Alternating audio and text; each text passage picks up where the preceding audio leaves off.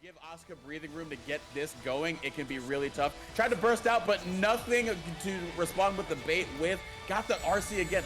A lot of missed opportunities from Advanced here, and it might cost him dearly because we are looking at some soul bad guy combos, and we're going right into the super, send him through the wall, and send a win into your column. Envy up 1-0 to 0.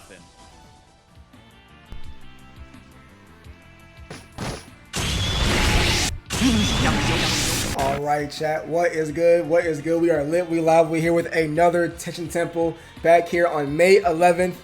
Hope y'all are having a nice Saturday today, but enough with all the nice stuff. We're here at Tension Temple. We are here to have violence and release tension. With that being said, I need someone to match that energy, and as always, it's going to be the homie on the mic. Duo so nice. Had to do it twice. Zoma back on the mic here once again. How's it going, Zoma? It is good. It is good. I've been back through playing, and it's just been awesome to be able to engage with y'all putting this on. So I'm very excited to see what we have in store for today. All right, and loading into SimplyRift versus Hakeem the Dream.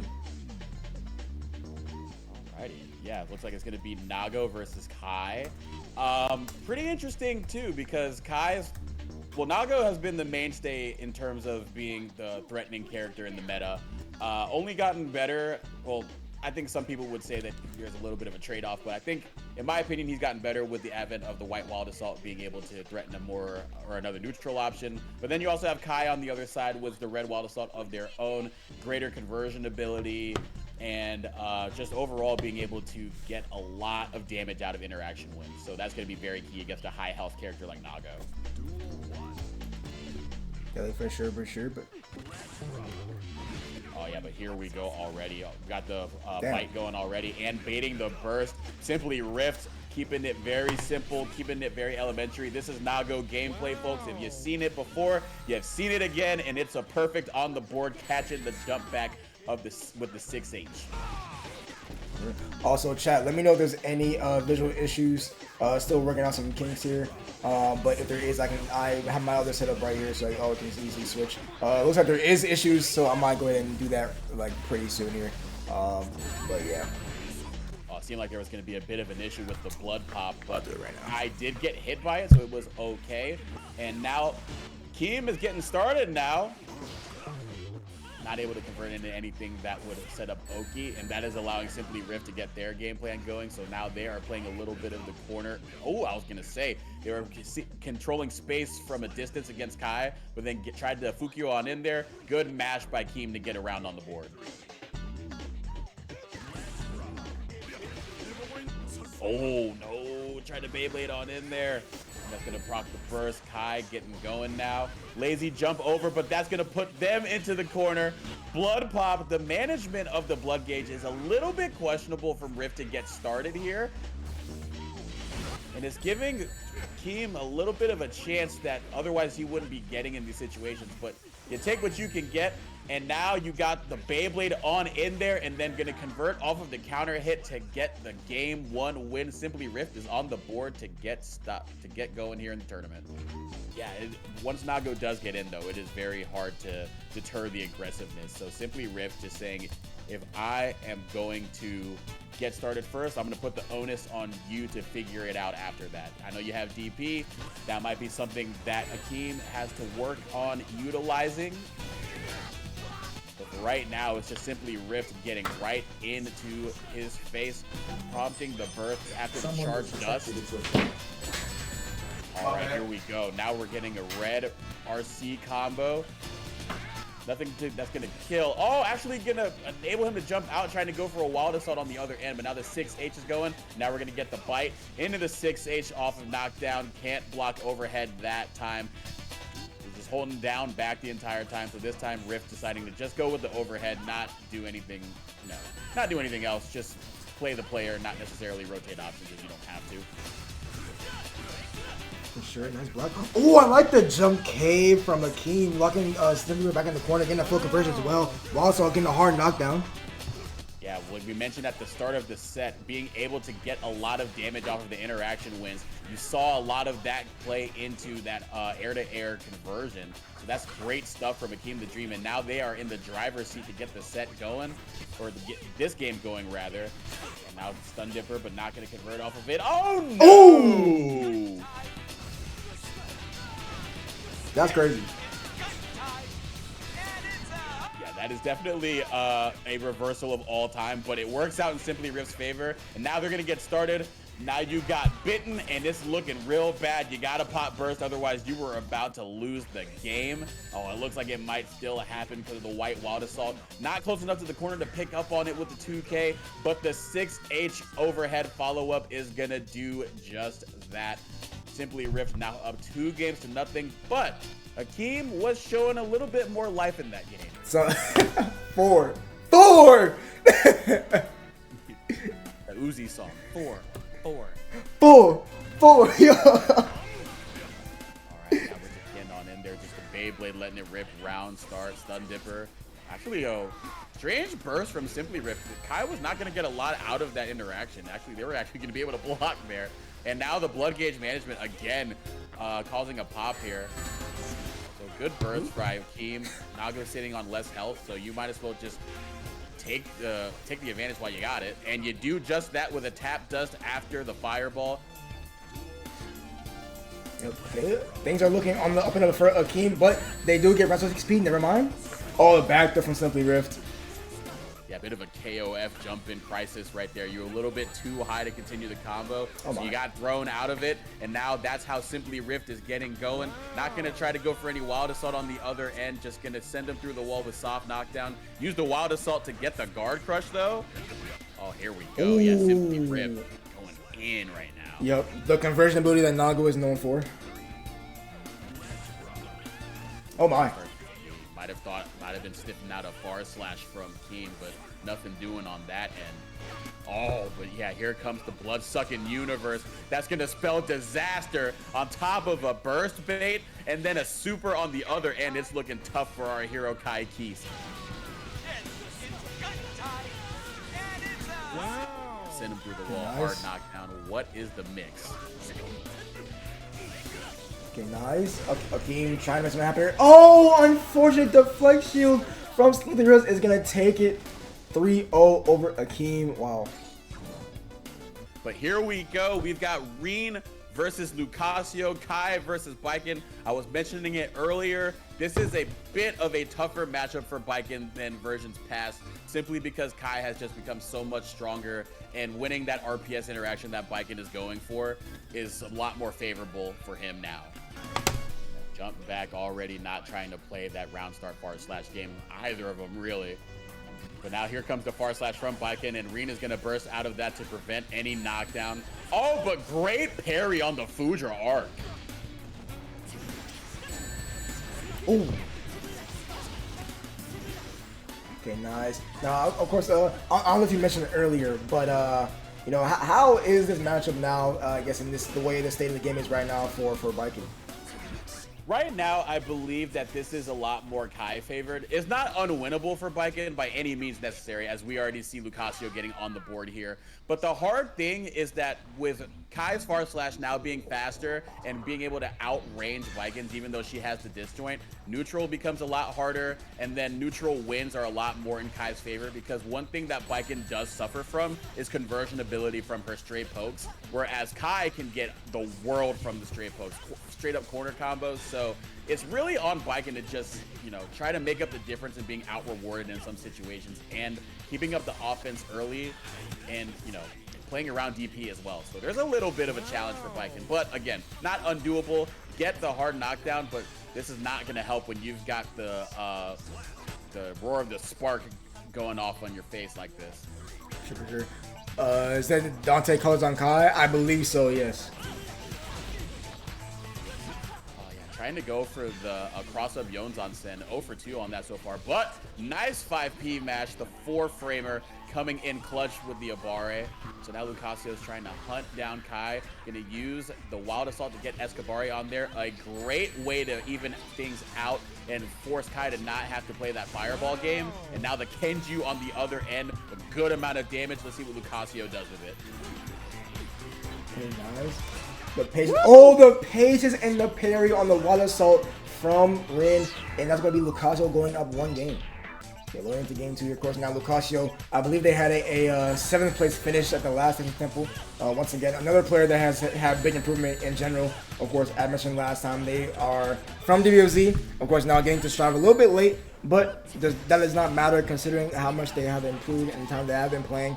But knocking out right now, though, Rin is looking to make a statement here.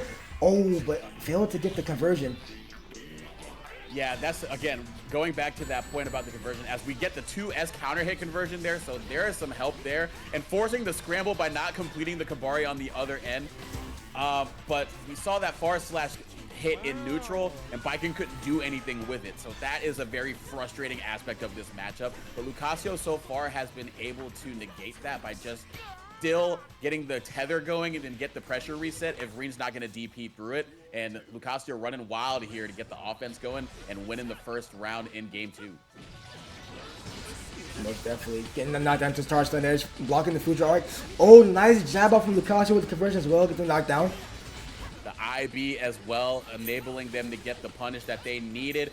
Rin, however, is going to get what they need, trying to inch Baiken back into the corner, throw out these pokes to get out of there, but jumping on over there, the Kenju going to go through the stun edge, and now Baiken is getting things going. Burst bait combo, not able to kill with it, but has RC after the run-up Yonzan Sen. This is Baiken gameplay, folks, and this is how Lucasio is up 2-0 here in Winners Round 2.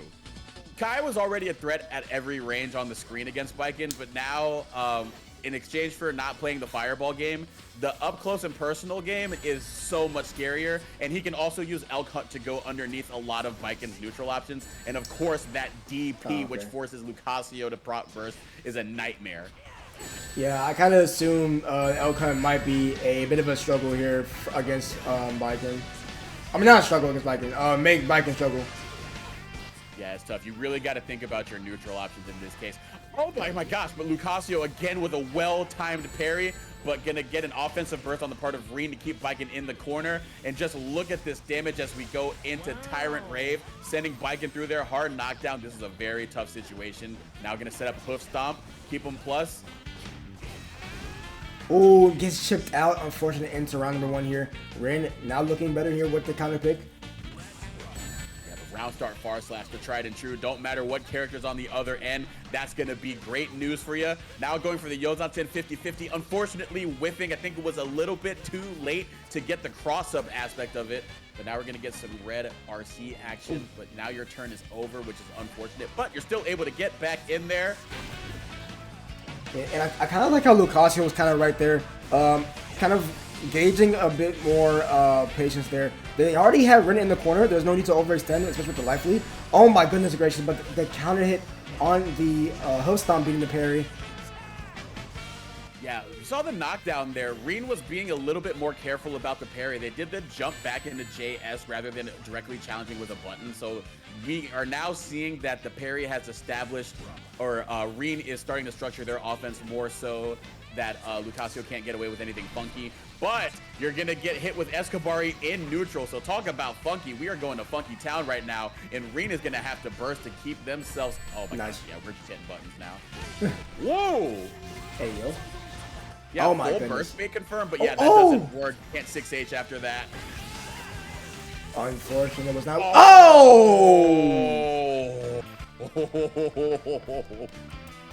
But right now we are going to be having, as you can see on screen, 9 Moons Envy versus Advanced. Advanced on Oscar. Hello. Okay. This is going to be pretty interesting. I think. I don't know. How much do you know of Envy knowing the Soul Oscar matchup? Because this is going to be a huge knowledge check matchup. I'll be honest. I don't even. I think Envy in general has been playing like kind of relatively less than he has been, mostly when like around Asuka came out. But I think if they can handle, you know, your typical zoner having being able to mix patience as well as being aggressive, they should be fine. But of course, it will not matter if you're gonna be able to get locked down here in the corner. Just BR out the corner, no punish from advance, but they're looking for the RC usage. Oh yeah, we're already getting some mana kicking off the table as well, and gonna get the counter hit conversion. The mana shield is gone, so this is gonna do a lot of damage, and it's gonna be enough damage to take the first round post haste. We saw Asuka go into test case 3 early, but unfortunately that means you risk not having as many offensive cards if you're not able to get your game plan going. So now they're sticking with test case 1 to set up the quick cubes and the overhead. Advanced is now in the driver's seat to start things off in round 2. And look at what's going on here, hitting them with a little bit of their own strike throw medicine. Okay, nice. Oh. Wow. Okay, we'll also go through the wall here. Get the hard knockdown. All right, yeah, test case 3 set up. Again, you get the hard knockdown. This is when test case 3 becomes so much more powerful. Now you have the staff out. You have all of the cards in your hand that you need to keep them locked down after the knockdown. And that's how Advance is going to advance the round count to 1 round apiece. So last heart for both of them.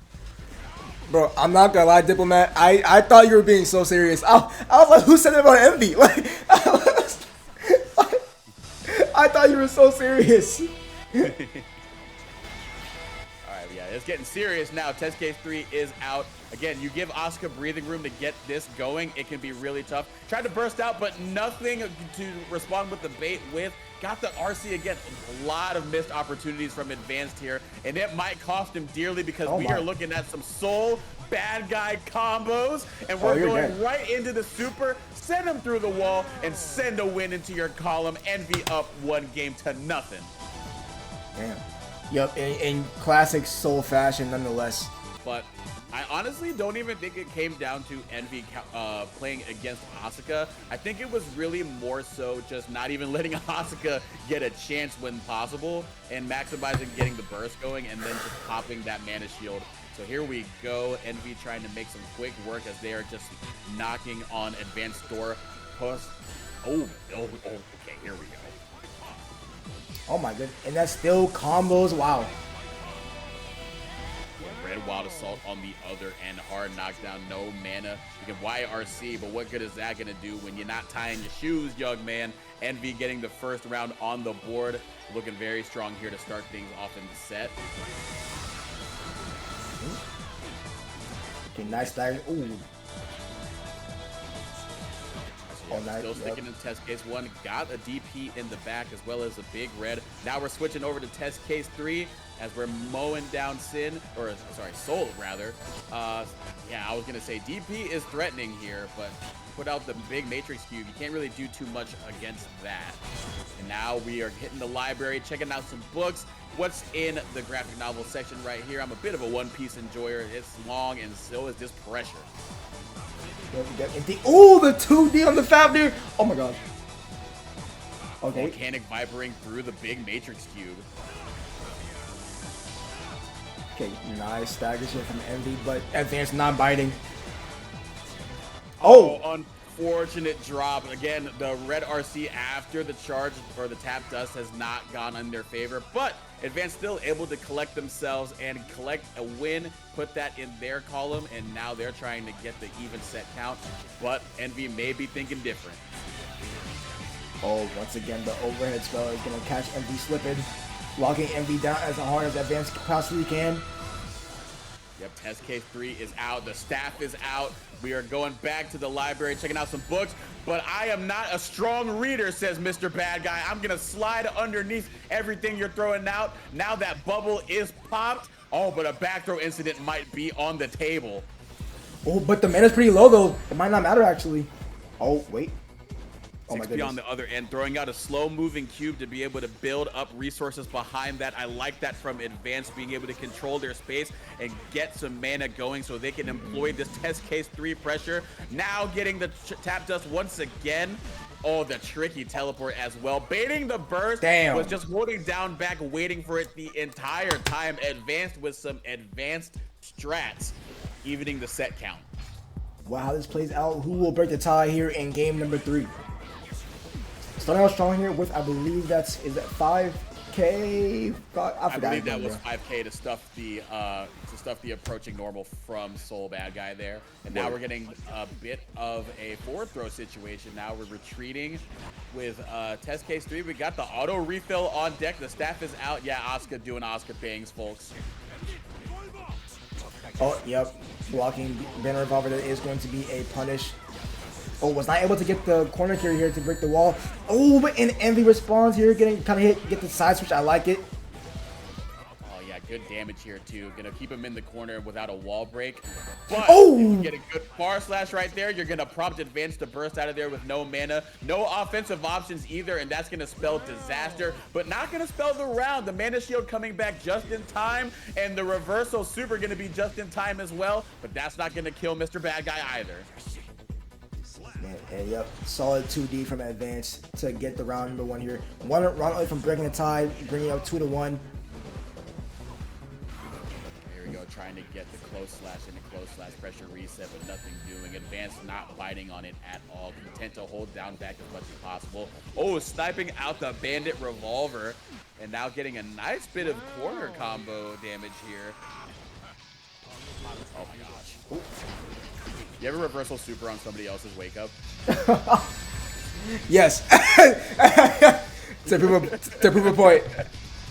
Here we go. Test case 3 is out. The staff is out right now. So this is going to be very dangerous because now you're going to be in guard crush with every spell that hits you. And they all cause wall bounce as well. So potential big combo damage there. But Envy able to march themselves on out of there. And Advance going to burst to try to keep Soul in the corner. Nice.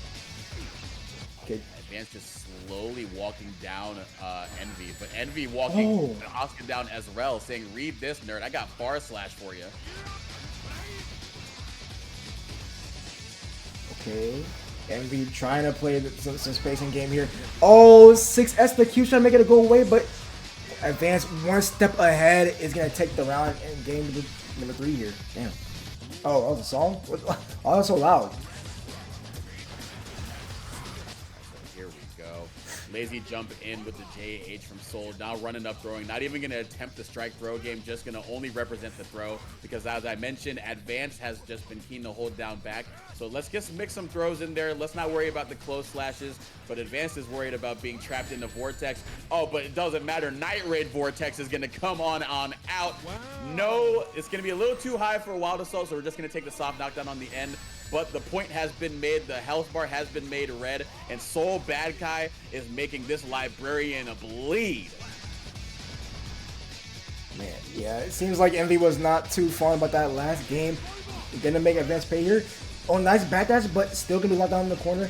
Oh, I like, yeah, Envy is very solid at that too. Knows how to lock people down in the corner when they try to jump out. But the 6P from Advance. Offensive burst to keep Advanced in the corner. I do like that idea. Soul been able to make the most out of it, but a teleport on out of there in the Mr. Big Red. Unfortunately, Advance is not sitting on any offensive spells, so it's going to be very hard for them to do anything as they tried to Bandit Revolver over the 2D. Just going to run up with the 6H Fafnir, try to get some plus frames going. Still no offensive spells for Advance, so they're going to pop a super, try to get a more favorable deck. Got some cards out, so here we go. Oh my gosh. What we just run up and get some new cards in their face? Okay. Yeah, I was just like, that was a very bold strategy. Cotton not paying off in that moment. So here goes the Soul Bad Guy corner pressure, Gunflame to keep him locked down. I see what you're talking about, but Asuka being able to see through all of that with a 6P, but the 6H not going to enable a knockdown on the other end. Soul falling right on out of it, but Advance going to spend their Wild Assault to get on in there, trying to recharge as well. Didn't believe in the counter hit, so now Envy's able to hold on to all of this stuff, but we will see how much Envy is able to hold on, or else. Oh, what? Wow. I'm not sure if that's a panic burst or not, but nonetheless, it's going to be a very hurtful decision there from Envy. Now going into this round number 3, set point for Advance with no burst. Yeah, this is getting real scary here, but Envy just trying to really hit the gas pedal, not give Asuka a chance to set anything up. And they are doing a great job of that, already depleting the mana gauge and depleting the health bar on the other end of a hard knockdown post wall break. What is going to be the read here? Oh, Gold Burst buffs coming in handy for advance there, but they're on borrowed time right now. Double fab from here. We love plus friends out here. Counter hit 5H to seal the deal, and we're gonna tie it up 2-2. Oh my gosh, yeah, there we go. 2 games apiece. I think the highlight being Envy versus Honor Ogre. That was definitely a fun one to commentate with. Yeah, it's going to be pretty interesting, too, because you saw Envy hit the gas a lot more, imposing their will. And Chip, you know, even though they have a DP, they cannot afford to let Soul get started as much as Asuka can. And you're seeing it right now because this combo is going to absolutely turn the tables in Envy's favor, not envious of the situation that Advanced is in currently. Oh, but here we go, trying to get some start.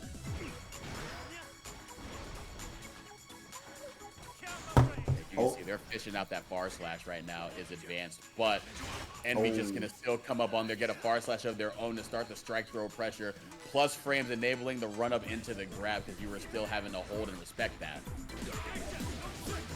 Here we go. Oh, counter far slash is not looking good already to start here. You're gonna take a mean 30% off or 40. Ooh. Volcanic Viper to get out of that pressure string from Chip. Oh my gosh, the red Wild Assault is going to hit. Oh! Yeah, man, you gotta burst there. You gotta burst there. Man, it's looking pretty grim for Advanced. Oh, gets the cross up though. Yup, into the Uzumaki Barrage. Love to see it. Got the 50% at the right time. Still a lot of health on the part of Soul. And has a 100-meter in the back, so potential DPRC situation going in. But now we're getting Bandit Revolver in RC in the wild throw. Oh. You got no burst. This is going to be the end for you. 6H OTG and Envy will advance, much to the delight of chat. I assume I've seen the name populate for the last 5 to 10 minutes. Envy moving on to the top 8 qualifier on winner side. Wait, who's player 2? Damn. Bacon. Word. Okay, the stream's gonna be a little bit ass for a few seconds because I'm tapped out. Hold on. It's all good. So yeah, we saw some chip from Advance, so we will see how flyinbacon is going to play on their end. This time going against a different member of the iconic duo in Kai Keys. Still representing the Soul bad guy colors, but again, a different MO in this matchup. But Chip doing everything that they want to do. Their modus operandi does not change. Getting the Rensho into the super. So here we go, setting up the safe jump. Oh, but nice DP from Kensei against the overhead, but nothing doing. Chip still able to get something going here. Go right into the palm, right into the super. Another hard knockdown post super. Kensei has just been going through it to get things started. Man, that's the first round going to Bacon. Now, this is actually going to be interesting because last time I seen this matchup was actually Kensei versus Danny having a pocket chip. I believe Kensei lost that actually in Grand Final. I want to say it was GER, the last one, if not the one before. So we'll have to see if they are able to take the knowledge there from that set and apply it here to flyinbacon. Flyinbacon also another strong chip. So we'll see how this goes. Already showing that they are very strong, very comfortable in this matchup. But as I say that, Kensei putting them right back into the corner with a 6P counter hit, and now they got to hold all of it. But the dash block there, some good stuff from flyinbacon, reclaiming space. Here we go into the super. Yep, there we go once again. Wow. Pop YRC to get out of the record pressure. Understandable. It was going to be a very scary situation, but it still is. Gonna wait for the burst, waiting eons for it, but Chip, as a ninja, one of the virtue of a ninja is you have to be a very patient individual, even when you're as fast as you are, and it is paying off in droves as flyinbacon gets on the board first. 1-0 in winner's quarters. Nonetheless, all right. I can see Kai Chip giving you a godlike matchup spread in bracket. Honestly, probably. There we go. Flyinbacon already popping the diagonal alpha blade, excuse me. Now getting their pressure started. Look at this whiff punish pressure from flyinbacon. Some great stuff. Spacing them out just so to catch every button that Kensei is trying to use to get out of the corner. Nothing doing though. Flyinbacon already cooking with grease. Oh, does not block the diagonal outplay in the corner. It's my, never mind, drops the combo. Yeah, YRC out of the on the other end, but 2K2D into the Rencho is going to be how flyinbacon secures the round post that drop. Some good stuff here. Kensei gonna have to try to get something started, and get things started they do. The far slash into the red wild assault, proccing burst from flyinbacon. Okay, very nice. Oh, counter to S from flyinbacon. You might see a reset. We do. Oh, nice block though from Kensei. Gets clipped by Rekka 2 and immediately confirmed into super. The classic chip gameplay here gonna be a hard knockdown, positive bonus. This is definitely not where you want to be if you're Kensei right now. But YRC though. There you go, getting on out of there, but still the jump H from Chip to get on in there. Another burst bait in the corner. Shades of the first game. Nothing changing there as flyinbacon still flying their way through the set, trying to threaten the sweep. We'll see if Kensei is able to respond. Utilizing dash block to get out of being cornered themselves has just been so good. So we'll see if Kensei is able to adjust. A beautiful jump over the stun edge. Oh, wow. Nice straight hit, though, from Kensei, and still confirming off of it. Yeah, an attempt at the IB dash block actually this time not working out. Ran into the far slash, but still flyinbacon pushing Kai into the corner. Kensei now having to hold down back against all of this. Trying to use FD to push Chip out, but honestly not challenging at the right points after pushing Chip out, and that is going to cost you because now you're going to be on the end of yet another super. Yep, once again, another dangerous spot to be in versus Chip. Possibility. There we go. Oh, nice. Yeah, see, once you FD on out of there, I'm thinking like a Baiken player would because they have very similar far slashes as Kensei is able to get on the board here. If you push Chip out of the record pressure, the first button that you should be thinking about is far slash. If they are not trying to sit outside of the far slash range and try to whiff punish you, you have to do that. Until then, then you represent other options. Until then, hit that triangle button. For sure, for sure. Oh, here nice. We go. Kensei getting on the board. There we go. Oh, I noticed that scenario too every time. They always try to, you know, when they hit a stun edge, they try to backdash and then try to be in a position to try to anti-air Chip. But it just has not been working at all. Kind of just seems like, you know, they're just not recovering fast enough. So I kind of want to see them, instead of just backdash, probably just walk back instead. For sure, for sure. Yeah, just doing the walk back 6B because 6B has a very generous hitbox covering over Kai's head, so you can get away with that for sure. Yeah, and I know characters like Chip Amelia definitely definitely growing at the sight of Kai's 6B, but oh my goodness, flyinbacon literally on a pixel right now, making a comeback, runs out throw, OTG is right, oh no, it's too far away, no, the 2K! Gosh, yeah, a lot left on the plate for Kensei and flyinbacon able to build back up that burst gauge as well. So a very unfortunate round there, but Kensei still showing that they have a game plan that they can execute, but Bacon is just being relentless here. Now finally getting the overhead to hit, so now that's another layer you have to consider. Oh my gosh, yeah. It's just Chip. What? Huh? Oh. I cannot believe that happened. The command grab through the startup of the fireball, and Kensei post that interaction. I understand if they were as flabbergasted as we are, because I've seen this matchup a fair bit, but that's the first time I've ever seen command grab hit like that in those situations, and I think that's going to set the course for how the matchup plays out. But we are going to get into it in post haste between Envy and Lucasio. For sure, for sure. Give me 1 second to change the score and names of the rushers to screen. But yeah, definitely, I can definitely see, you know, Strive being a volatile game in itself. As well as two volatile characters on the screen right now. So definitely going to be a very interesting thing going into this set. So, but we'll see how both players navigate their character as well as the matchup, and see who's able to kind of deal with more damage first. There we go. And funny thing too, I forgot to mention, Soul, one of the 2 characters that has a 3-frame button as well as a DP. So while Baiken is going for pressure resets with Escapari, she's going to have to be a lot more wary of that than against any other characters. But Baiken being able to use her 4-frame Abari to get out of Soul's first pressure to start things off. So Lucasio now has Envy pinned in the corner, but we're just blocking with a dash block to try to get on out of there. Oh. Oh, kind of 2D from Envy. Good stuff. Here we go. A little bit of a shimmy in the corner, trying to maintain space to sit out of far slash range, and it's going to pay off here. Red Wild Assault going to send Baiken through there. And then there you go, structuring your offense to beat the parry. You saw him go for a parry slash throw bait. Oh, there. wow. What a vortex. Oh, no convert. Oh, man. Oh, we got this? Nice side. Oh. Dang, yeah, that actually, if that was clean hit, Soul actually might have died.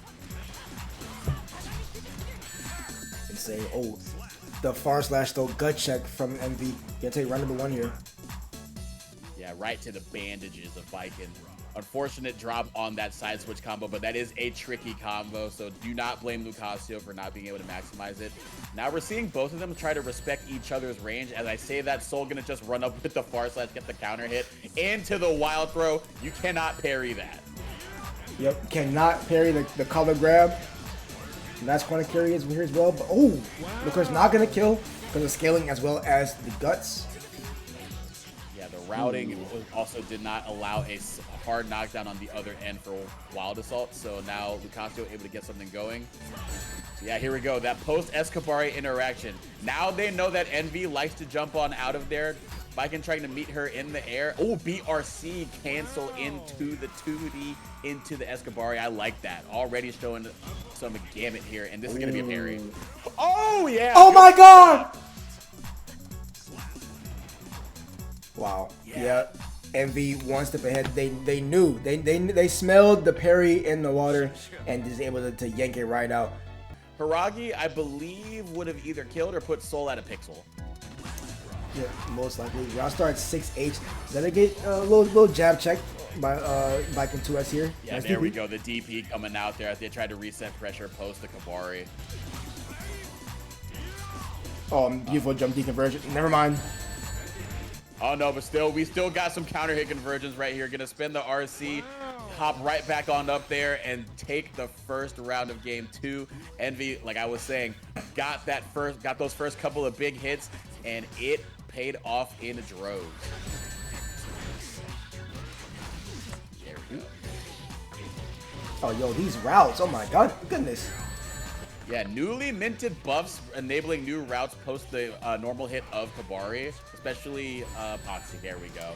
Yeah, you got to be careful canceling into specials against Soul because he's going to let the S Volcanic Viper rip, especially if you have 50 meters. Yeah, Baiken's conversion ability always amazes me when you know I'm not fighting her. Oh yeah, trying to bait an option there, trying to get into the close slash range. Oh, but the shimmy actually gonna prompt the gold burst on Baiken's part. Nothing doing though. We're still gonna get right back on in there, get a super going. But Baiken is Japanese. She's holding on to a pixel of life now. Oh my God. What the? What? And we gotta talk, bro. We gotta talk. It worked, didn't it? It worked. Man, It worked. If you don't get that book, no. Do you mind getting HappyRio and Oscar to play off stream and then? Here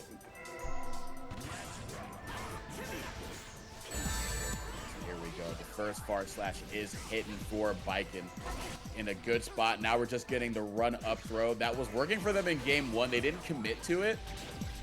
So you should see a little bit more of that now because the threat of the DP from the cancel into Tatami and Kabari is a little bit too much. So structuring your offense in this way is going to be a lot more beneficial for Lucasio.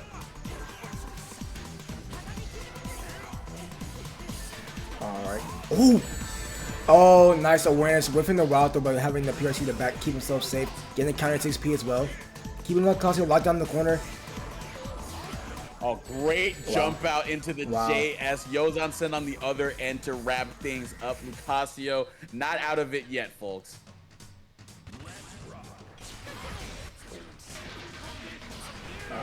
My bad. Need a second here. All good.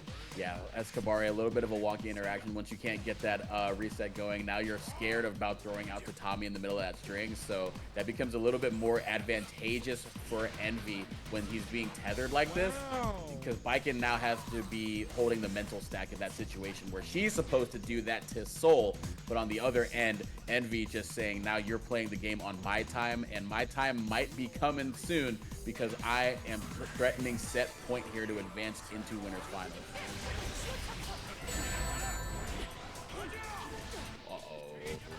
JD gonna hit now. We're getting some corner combo shenanigans from Mr. Bad Guy. Might have whiffed or might have messed up the input on the super. Yeah, you gotta burst. You gotta burst. Oh no! Gonna go into Wild Assault. Didn't burst early enough. Was afraid of it getting baited after the 6-8 hit. And Envy is going to move on after a clean sweep, 3 games to nothing. So they will move on into winners finals. Lucasio will have to make their way through top 8 on the bottom side of the bracket. So we do know that Bacon is locking in the chip. And yeah, we're locking in the soul. Okay, so I got the read. I got the read. Yep. To be fair, they do main soul. That's their tried and true main right there. So you're gonna most of the time see the soul come out, but if he's like, I guess, on some quest, then you will see him on another character on the random select. Gotcha. All right, so here we go. Chip teleporting on in there, and we're skipping intros. Unfortunately, I kind of wanted to see what Chip had to say to Soul because I've never seen that interaction before. To be honest with you, you're always skipping cutscenes. No. I was muted. Oh my god. I was saying, yes, Soul's the tried and true character that you'll mostly see him on, but if he's on the quest, then you'll see him on somebody else on the random select.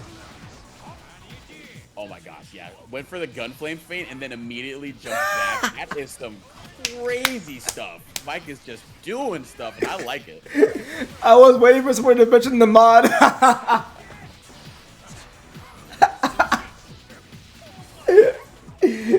Yo, look, bro. It's the Dragon Install mod, but like it's on a new color, and so it didn't get fixed. Said bro got no materials, and almost coming off of no health bar as well. Here comes the slide on through here, and the Rekka going to find the hit with the low. So here we go. Flying Bacon getting stuff going early, getting the overhead established as well. Oh, look at the 3K or the 5K 3-framer mash on the Alpha Blade. Wow. Bro, you ever got kicked by an invisible leg?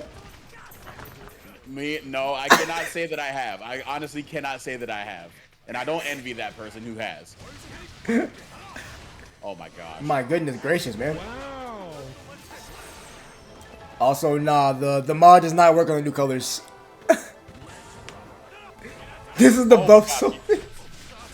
Volcanic Viper round start is gonna get punished by Flying Bacon. That was a very interesting and aggressive start option from. But here we go. Now you're thinking about that if you're Bacon, just being like, where else can these reversals be fit in? Ooh, what? Okay, corner carry here from Flying Bacon. Uzumaki Barrage going to the wall. Yeah, I would imagine that they did that just to try to keep themselves safe after Bandit Bringer whiffed, but I honestly think that you opened yourself up to a bigger punish. So now, Flying Bacon is going to welcome that with a perfect and a first game on the board in winter semifinals. So Bacon off to a good start. Mike may have to adjust the aggression a little bit because it seems like Flying Bacon is just kind of, ready for it at this point. Yep, making a name for themselves today and trying to make the soul disappear, much like the mod that should be on screen for y'all in chat right now. So we will see Flying Bacon already get the 2K run-ups going. I like the just blocks on the wrench show for Mike Saftig, enabling the punish on the wrench show. Bro, what's up with the mod, bro? Is this not hype? Yup. Oh my gosh, the Alpha Blade going through the Volcanic Viper. Ooh. Okay, but Mike Saftig able to calm themselves and get the run-up throw after such a weird trade of moves right there. there. Nice. Forward slash pressure, not FDing it, so you're just gonna have to keep holding down back for a little bit, or just pop burst after you get hit, or 6P. This is gonna be a tough spot for you if you are Bacon. And yeah, you are exiting out right now.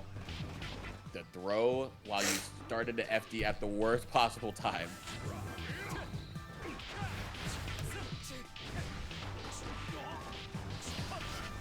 Jumping out of the command grab, just bringing it right back on in there, bandit style.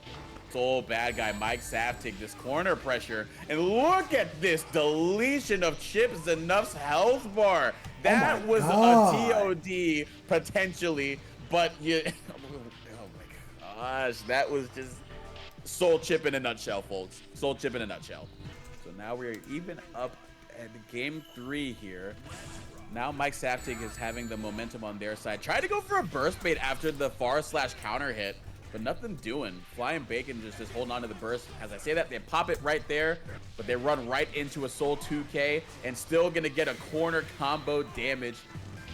Yeah, there we go. Send them on through. No resources to force hard knockdown, but the message has been sent. And the message is signed, sealed, and delivered for sure. Oh, okay, nice patient for low press. Oh, it tries to catch an approach with 6S. Does not work out in Mike Saftig's favor. Flying Bacon now getting some offense here. Yep, tapping the toes now, getting the Rekka going, the overhead still hitting. And now the super is in play. Hard knockdown on the other end of it. Flying Bacon now holding things down in round 2 of game 3. Oh, yeah, I understand. You had to PRC there because the DP was going to come. There was going to be a punish because I beat it.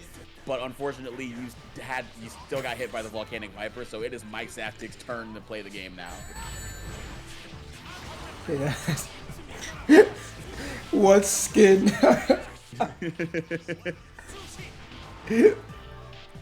Quite literally a good question to ask by Kensei. Like, bro, there's not even a body here. What do you mean skin? Like, oh, yeah, once again going for the burst bait. Mike Saftig not able to snuff out Bacon's burst habits. And that's honestly some good stuff here. But yeah, good stuff in the form of a 3-frame 5K that enables you to get out of that situation. Another burst bait not going. Oh, but this time we got it. We got it, baby. Soul bad guy action and gonna make Chip pay. 2 games to 1. Mike Saftig 1 game away from advancing into a Soul Ditto in Winners Finals. Yep, and you get more of those straight hits in order too with that 5K because we've seen him be able to get a lot of mileage after mashing that in situations that other characters can't. So then they can just get the train rolling, as you said. Most definitely. Air and Lucasio patiently by Frog going to the mosh pit. Now Bacon is getting their train rolling as well, pulling into the station on schedule, but Hazard on the tracks with the Bandit Bringer coming down on the other end. Mike Saftig attempting a grab, Chip jumping out of it, but the high jump arc, funny enough, not enabling a punish, but we're still able to march Soul back into the corner with the Rensho pressure, and then come on down with the jump air with the aerial button. Get a 6-8 to send him through the wall. So good stuff here from Bacon to get things started. Oh, what a trade. Oh, blocks the Alpha Blade. Not able to get a punish though. Oh, nice. Jump 2K is going to see the deal here. Round number 1 in game 4. The ambiguity of the drill of the ninja. It is just so hard to block that in that moment. Oh, here we go. Yeah, a little bit of a shimmy, shimmy, yam, shimmy, yay, shimmy, yay. But Flying Bacon not biting on it at all. Still just going to run up. Tried to backdash, I assume, because they got the air hit from the close slash. And so Mike Saftig is now going to threaten tournament point off of that hit. Or not tournament point, set point. Excuse me. Oh my. Oh, nice. Oh. Yeah, this is huge. Gonna get the hard knockdown after this too. You got 50 meter and you got enough for a deflect shield, but the resource war sort of in Chip's favor right now. They got burst and they're gonna spend it right now. And the positive bonus gives them the 50 meter back. Trying to bait a burst on the other end. Nothing doing, though. Gonna burst out of the clone attempt.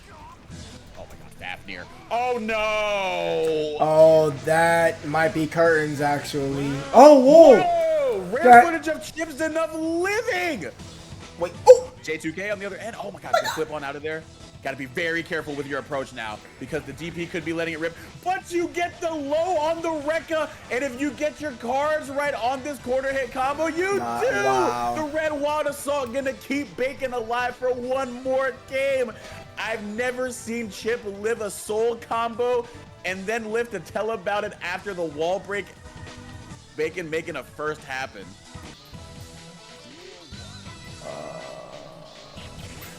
Why is this not set to first?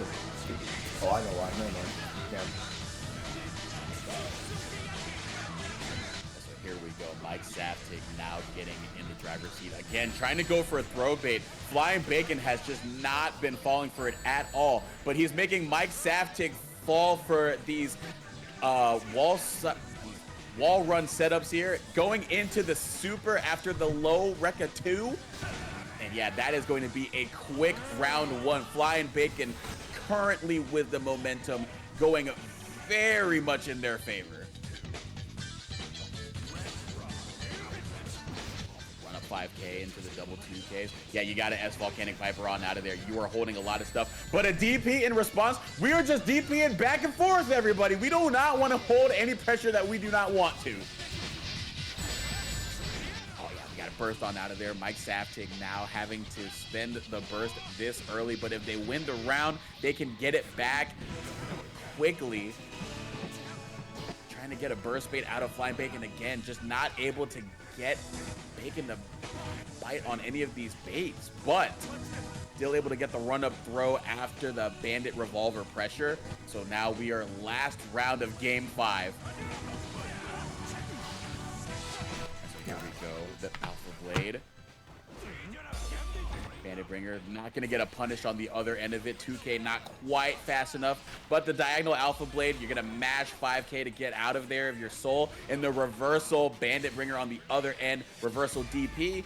Yeah, we are just actually letting things fly right now. Banner back into the air block, so I don't think they can get a punish there. Oh, the trade combo, and Mike is gonna make this. Oh wait, we're actually. Oh my God. He's dead. Wow.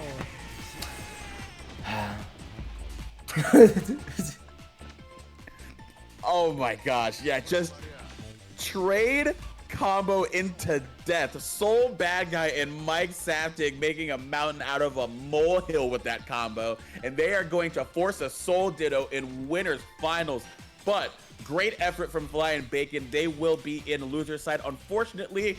But with a play like that, we're definitely going to see more of, we're going to see more fireworks from the Chip on stream in their losers matches. So good stuff to both. Great set by both players, but Mike Saftig just narrowly edging it out in the funniest Soul Chip way possible. I also do know that Danny sometimes has an issue with some players, but then hosting another room works, as well as like Red does it too, Luke as well. So we'll see. Gotcha. Yeah, we're already getting underway, and I understand not wanting to play 210 MS against Amelia because she is hard enough to block against offline. Online, she is another terror entirely, but we're already getting some good stuff here from Kensei, forcing that risk gauge to get cranked all the way turned up. Word to Roscoe Dash way back in the last decade. Some of y'all might not even know what I'm talking about, but I'm talking about some good tap dust energy from Kai Keys to send Melia through the wall and send the first round into Kensei's win column.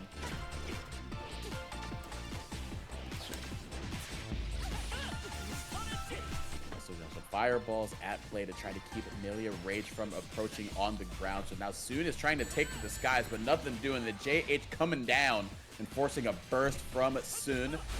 Now we're going to do some Stun Dipper RC, but this time on block. But the close slash is going to be what lands for Amelia. This is going to be a wall break combo. Going to go for Artemis instead of Septum. So no hard knockdown, but still some positive bonus, but might not get the chance to use it if Kensei's going to gun like this. Yeah, the JH is going to seal it.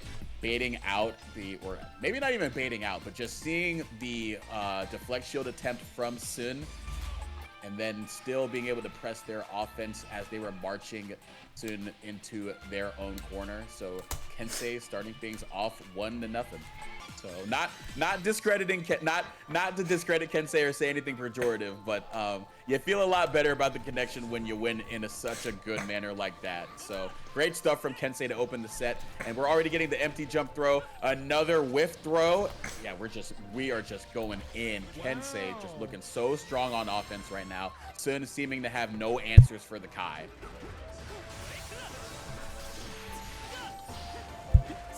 Good air-to-air with the jump K, and then the tap dust into the conversion, the perfect from Kensei. Really, it's just been Kensei refusing to let Millia even get anything started. She cannot approach because he's meeting her in the air so well. Like, was that air throw out of Capel? Do your dance, Kensei. Why don't you? Oh yeah, now Millia's gonna do a little bit of dancing of her own now, but the dance is going to be interrupted. It takes two to tango. This is not a one-man shuffle, so we're going to burst on out of there, force a bit more dancing partners. And now JS is going to come right out of there, and the salsa continues. Now we are going to waltz on over to the corner. Choreography is the same as always with Millia. Unpredictable still. The side switch there, and now we're going to get a conversion all the way to the other side. And now Sun takes their first round. So no more dance puns. Millia win has cleared that for me. Oh yeah, Kensei trying to find a poke on out of the corner, but Millia was just sort of letting it whiff right in her face. Unfortunately, not able to get her own offense started with a whiff punish.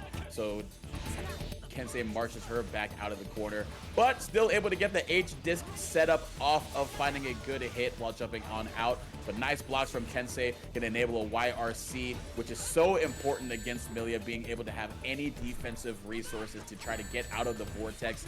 But Sun with the empty jump low off of the H-disc setup is going to keep it going. Oh, but unfortunate bounce on the close slash is going to switch the side, but you're just going to run up and throw and secure the round that way. Yeah, I'm pretty sure both Kensei and Tsundahri does not have a secondary to worry about, so it's pretty much going to be battle of the mains here. There we go. I like the run-up 2K attempts from Sun, trying to find any way to command space rather than trying to do the conventional Millia approaches through the air with their jump arc, because we've seen that Kensei's been so good at basically sniping her out of the air with an air normal or just an air throw. But yeah, the grounded game is a lot harder to play against Kai rather than just being able to jump around everywhere. And Kensei making sure that Sun knows that. There we go. The tap dust on the other end going to secure the round.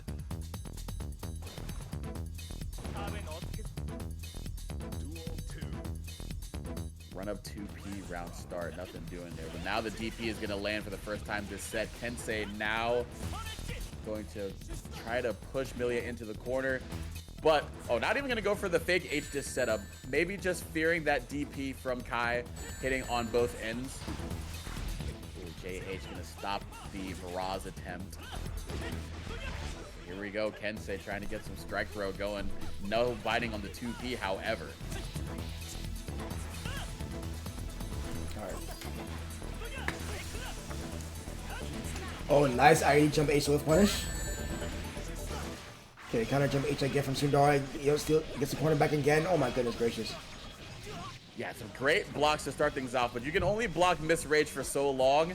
And yeah, you can't block that one. That is a very tricky PRC setup. I've had that run against me before, and I had to hit the lab for like 30 minutes to even try to recreate it, and then let alone block it. So good stuff there from Sun, just showing many different setups in these situations, keeping Kensei on their toes. Oh, yep. Beautiful straight hit with the far side. Getting conversion as well. How'd that drop? What? Oh, it does not matter. Wow. Yeah, you look into a counter hit close slash, get more damage on that starter, and honestly, either one would have taken Pixel Health Millia out of there. But either way, 2-1 Kensei. Not even trying to play the air game this time, because now Sun is saying, I cannot approach through the air because Kensei's just done such a great job hitting me out of the air, sniping me out of there. We haven't even really seen Capel being used a lot in this matchup so far. And so they're now trying to play to the ground game. And again, much harder to play that game versus Kai because that is definitely more in his favor. And again, meeting Millia in the air, Kensei has just been so good at that.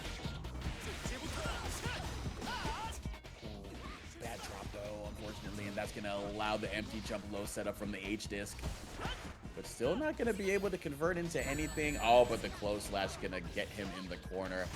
Not going to convert into a wall break though. Interesting.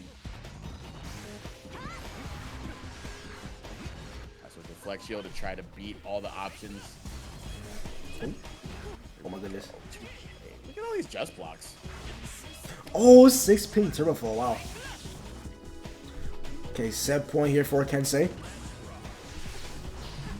we go, the aerial spark to get things started here. Fuja arc. I think Millia was trying to run under and get sniped out of Capel once again. The difference maker this entire set has just been Kensei's ability to snipe Millia out of disguise, not let her take to her strong suit. And when you can just counterplay like this, you're enabling so much to go in your favor. And so now Soon is on the last bit of life there in the tournament, and it's gonna run out because she ran into a 6P. Kensei will advance. Tsundahri, unfortunately, will meet the end of their bracket run in losers round 4. But nothing to hang your head about. Top 8 appearance with the Millia. Just ran into the Lord of Illyria. Stuff like that happens in Guilty Gear Strive. But of course, next up, we are going to be going straight into Flying Bacon versus HappyRio. This is going into our losers quarterfinals. Lucasio and Kensei going to be playing off stream. So have fun with that once again. And then after this set, we will be having MV versus Max Saftig in our winners finals. And then into whatnot, other stuff, you know. So Rio making their first appearance on stream today. We've seen Flying Bacon with the chip be so strong, but on the other end, you're a ninja, but what is that going to do when the other man has a jacket hanging over his shoulder and has a gun in the other hand? So here we go. We are already getting things going here. Flying Bacon just rushing down Happy Chaos, not even giving them a moment to try to set up curse or anything. Oh my gosh, yeah, just stuffing the jump out attempt. Flying Bacon being extremely aggressive right now.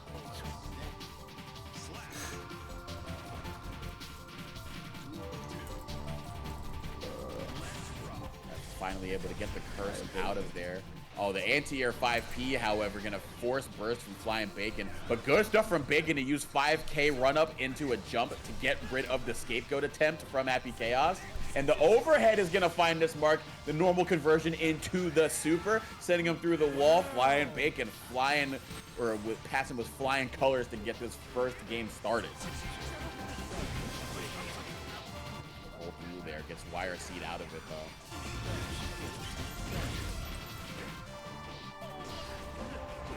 So here we go, Happy Chaos corner pressure. You got the curse intact. You got the fuzzy overhead threatening. And you're just going to keep doing overheads over and over again and then do a YI auto right to the chest and send Chip through the wall, evening the round count. Game 1 not done yet. Good DP. 2 for 2 on those so far, I believe. Good reversal being placed. And again, the overhead 2 for 2 as well, but not able to confirm it all the way into a super as they did last time. But Flying Bacon still going crazy with this corner pressure. Gonna keep the scramble going, getting the counter here on the 2K into the Rensho, but didn't have the meter to make anything happen with it, but it doesn't matter. The mashing was still happening, and Flying Bacon going to take the first game by getting the small counter hits to add up over and over and over again. Just running them down again. Yeah, you're seeing Flying Bacon just making an absolute effort to try to run them down. And also, we've seen from Flying Bacon that they are very good with the just blocks, which is so good with a character with the highest dash speed in the game. So being able to contest with Rio's gunshots in neutral is going to be very important in this matchup. So that Chip can slowly walk down and close space on the gunslinging Messiah. But Rio going to roll on out of there, BRC being forced on out of there, but it's going to pay out in the favor of Flying Bacon, getting the 2K 2D on the other side, and a low hitting once again. These lows from Flying Bacon are just catching the ankles of Happy Chaos. You got no shoes, you got no socks, you don't have a lot of protection going on down there. So, you know, Chip with the sandals, not a lot of protection there either, but just enough to chanclas undefeated. 6-speed kick right to the dome. Oh, Rio able to get on out of there. Now setting up Curse, setting up a scapegoat, and gonna eat the DP is the scapegoat. And now just gonna put them all the way into their Deus Ex Machina. There we go. Rio evening things once again. Oh, an attempt at the 5K to beat the scapegoat again, but this time Rio responding properly and just sitting behind there and waiting for that 5K to come out so we can just shoot him for doing so. And that's going to be how they take that second game or second round here in game 2. My bad. All right. Okay, locking fly back. Oh, nice grab. Oh, try to DP the clone. Honestly, if they had meter, actually that would have worked way better. But unfortunately, they had nothing to back themselves up. It's gonna be Rio taking advantage and taking game number 2 here, 1-1. Attempt at the 2K from both players, but Chips is going to land because he walked back ever so slightly, and now Rio getting sent through the wall. Hard knockdown on the other end, and yeah, the 2K 2D going to draw the counter hit, and some amazing some real weird wall bounce action going on for Chip Xanuf to get that combo the way that it wants to, but it is indeed optimal in that situation, as funky as it looks. Oh, shooting the backdash. That's on Rio, but this is a pretty healthy life lead for them to fight through. But this is not a scenario that Rio is a stranger to. Oh, but it's not going to matter, though. Hit it from Flying Bacon, able to RC, get the conversion as well. One run away from taking the lead 2-1. Already getting something going here, baiting the burst as well, all the way up there, the Canadian burst, and going to go for the wall slump setup, getting the switch on the wall run as well. Not able to cancel into super, but still doing a lot of damage and getting things started, but a back throw incident may be in order. Flying Bacon, a chronic backdasher that has been getting them hurt in the Soul game, and it's looking like it's going to do the same right here potentially. Nice. Oh, yep. Getting different here. Gonna immediate super. Not gonna spend any time waiting for the burst at all. And that's gonna be a kill. Rio able to take round number 2. Yeah, I like that decision. Deny the burst. Do not let them have a chance to come back at all. We have seen Flying Bacon come back many times through a very, very strong health deficit. So good on Rio to not give it every opportunity. Here we go. Flying Bacon's going to use every opportunity to get their offense started. That corner pressure was insane, especially since Rio was not trying to FD any of it. So Chip was just in the face. Rio trying to fight their way back and try to get something started, but going to get caught to the dome with the shoulder blades. Now we're going to go into super. I don't think this is going to be enough for a kill, but hard knockdown on the other end. Flying Bacon is really... Oh, yeah, that's a good deflect shield. So here we go. Flying Bacon threatening set point here. Up 2-1 in losers quarterfinals. Winner will move on into loser semis. Of course, the loser will have to bow out early at 5th, I believe. Gonna run up 5K there after the burst from Bacon because Rio was getting something going here. Oh, great backdash on Rekka 2 from Rio. This is going to be a lot of damage. If not death, nah, it's not death, but it's going to hurt a ton. Deus Ex Machina sending Chip through the wall. Hard knockdown, one more guess. Oh, but the backdash going to come out of there, but you're just going to get the 2 hands to the chest. and Rio is going to take that first round with just that.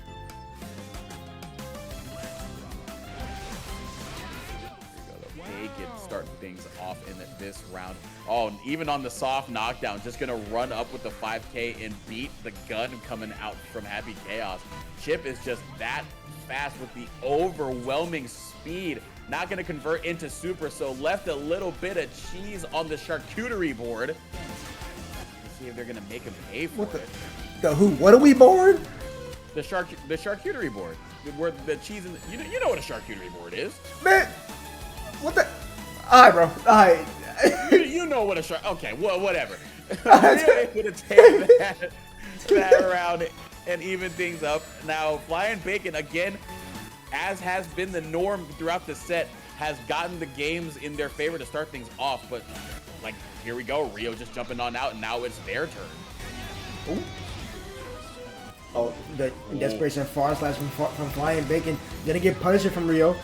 Strong corner carries going into super. This might not break wall. It's a little bit too far. Wait, actually, no, it's gonna break wall. Break wall. Yeah. Oh, but it do though, and this is real bad news for Bacon. But YRC was still able to get them out of there. But Rio gonna do the same thing in response. BRC gonna get shot, however, and that is going to be Rio evening up the set at 2 games apiece. True. We'll see. We will see who's the grown man in this set. Between Happy Chaos and Chip, Rio and flyinbacon. We are in game 5 now. So winner is going to take all. This is a golden goal scenario. And Chip, again, it's been Bacon winning all of the first interactions, sans the one in game 3 from Rio. But it's always just been Bacon being the aggressor, getting started early, but it's really just come down to, has Rio been able to respond quickly and make the most of it? Not getting the chance to, however, Rekka 2 into super is going to send Happy Chaos through the wall.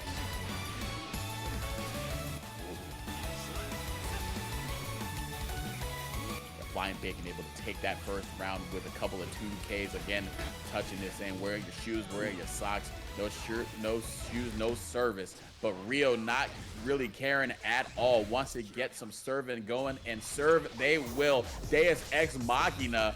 A lot of red on flyinbacon's health bar right now. Yep. Oh, tap does. Oh, wait, button. Oh, no conversion. Oh, the YRC. Wait, don't tell me. Oh my God. Yeah, you have to spend something there. I respect it. Yep. That is tough. Good by flyinbacon to still hold on to the burst despite that unfortunate scenario, putting themselves back into the corner with the Alpha Blade. Oh, just running them down with dash 5K? Am I watching Geo gameplay right now? I mean, hey. 2 things can be true. True. What the? Hey, yo! 3 2Ks into the 6-8 to get the wall break, and then the red wall assault on the other end. Oh, it's getting scary. Gotta spend burst at some point. Oh my gosh, but what a great time to do it, to push Chip into the corner. But J2K, the ambiguity of the ninja drill, is going to send flyinbacon into loser semifinals. Unfortunate. HappyRio not able to make the most out of that extremely favorable burst usage, but was able to make a set out of it. So good stuff from Rio. Gonna bow out after a 5-game set being forced against a very strong Chip. Here we go. The Soul Ditto is indeed happening. We got Envy, the self-proclaimed worst soul in NA, a liar, against Mike Saftig on the right. Yeah, we see the oh, I forgot to change the name. Hold on. I gotta put the colors. Oh, true. Okay, so yeah. Here we go. Mike Saftig getting started now. Backing off, maybe out of respect of the Volcanic Viper. So this is going to be a very interesting Ditto, because funny enough, both like Soul mirrors are very much, both of them are trying to figure out, okay, when are they going to Volcanic Viper? Because I'm trying to get strike throw pressure going, because that's my bread and butter right now. And if they Volcanic Viper at the right time, then I die as well. So it's very much a trade of respect between the two. Oh my gosh, man, you're seeing why exactly right now. Look at the damage from that interaction. Side switch there, yes, good stuff there from Envy. Gonna get the wall break too. Close enough to the ground where they could have done Wild Assault, but instead going for 6S.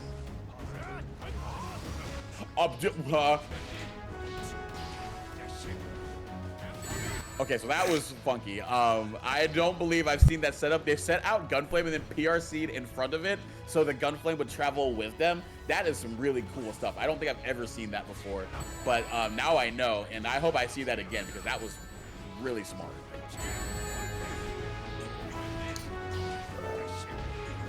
So here we go, Mike Saftig in the driver's seat right now in the Ditto.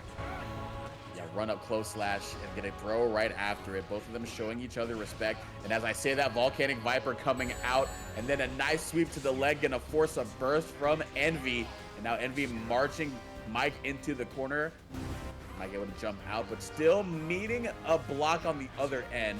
Oh, but that Bandit Revolver is going to get punished. Mike Saftig gonna use Bandit Bringer to bring, or Bandit Revolver, excuse me, to bring home the first game in winners finals.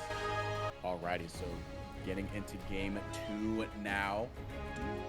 Mike Saftig having the set count advantage early. Oh, and baiting out the Volcanic Viper early as well. The advantage being pressed by Mike Saftig, getting a good grip of damage and corner carry to force Envy into a bad spot. And yeah, Envy's not gonna pop the burst, interestingly enough. Hit with 6S to the face, and then a far slash right to the chest. Mike Saftig starting off strong here. Oh yeah, but a far slash in return from Envy. Yeah, we're just trading far slashes right now. And then the 5K, the 3-framer coming out, and then the red Wild Assault to get the soft knockdown this time. Not even going to leave it to chance. Now Bandit Revolver 50-50 being set up. The double overhead is the choice dish for today. The soup du jour for Mr. Soul Bad Guy, but Mike Saftig, not a fan of soup. Rather get some meat and potatoes going. Trying to get the wild throw, but sometimes you gotta eat that first course first because that restaurant will not let you move on otherwise, and that's how Envy is going to respond. Oh, trying to get far since on the other side of Mike Saftig. He's not getting a full combo though, but still able to keep Envy locked down in the corner here. Envy walks out though. 6S frame trap forcing a counter hit. And so gonna push Mike into the corner, but yeah, okay, yeah, so good air movement from the Bandit Revolver. And now the double, yeah, there you go, double overhead with that 50-50 post Bandit Revolver RC. And nice air throw from Envy. And that's good fast there. Oh, the micro around just a little bit just to get some more corner carry here. Wild Assault, nice conversion from Mike Saftig. Wild Assault once again get the hard knockdown and positive bonus. It's looking pretty good for Envy, but the health is pretty even right now. Trying to 2K. Oh, the Vortex RC is gonna be a kill. But oh, Envy burst on the Magic Pixel, but the JH from Mike Saftig gonna deny any sort of comeback to happen here. Gonna take it 2-0. I didn't see. As the kids say, you're not that much older than these people. Hey, hey. Yeah, but what doesn't get old, of course, is that red Wild Assault conversion, taking it from coast to coast. Soul Bad Guy doing the most, but that Volcanic Viper gonna come out. 5K 3-framer already on deck, just mashing out of the pressure. Mike Saftig not holding anything that he doesn't want to or need to, and a bunch of different threats of the strike throw and different flavors going on right now. And now we're playing a bit of the 6S spacing game. Envy fighting out of the corner ever so slightly. Now gonna get the side switch combo. Good wall bounce conversion, not gonna lead to a wall break. And Mike Saftig gonna take advantage by coming down with the fiery fist of pain. All right, 6S in the Gunflame, gonna jump over Mike's Gunflame of their own. I had the strike throw set up that they needed, but didn't capitalize, didn't believe on the hit. Mike Saftig able to get out of the corner now, fishing for a far S. Envy trying to crack open the defense of Mike, but nothing doing right now. And in return, now gonna force the +11, catching the backdash with the close slash, trying to read a burst. Nothing doing from Envy though, gonna hold on to it even after that cataclysmic hit. And a cataclysmic hit being returned as the wild throw is going to miss, forcing a wild situation that could swing in Envy's favor. It's gonna drop. Oh, 2K right to the feet, and then just run up with the close slash. Envy able to stay alive.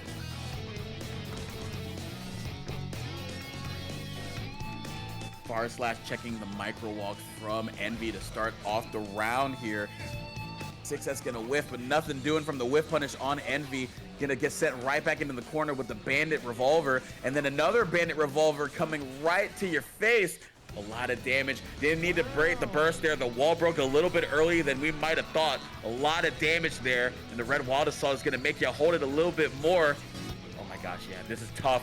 But the very risky volcanic viper right in the face. Mike Saftig playing very much like he's up 2 games right now, but Envy playing like he's got a lot to lose because this is his tournament life on the line, and he is going to make the most, but gonna miss the wall break.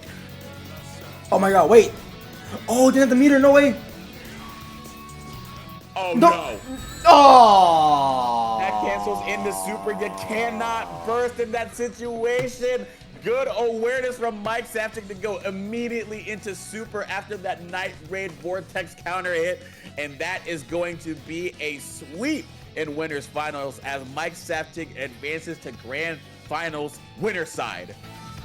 In this tournament, flyinbacon has navigated it beautifully. But Kensei, no slouch in their own right, a different shade of Kai, wearing the sole bad guy colors, but very much a grown man sitting with that Kai right now. So we will see if the ride stops here for flyinbacon, or if Kensei is just gonna meet the way of the ninja.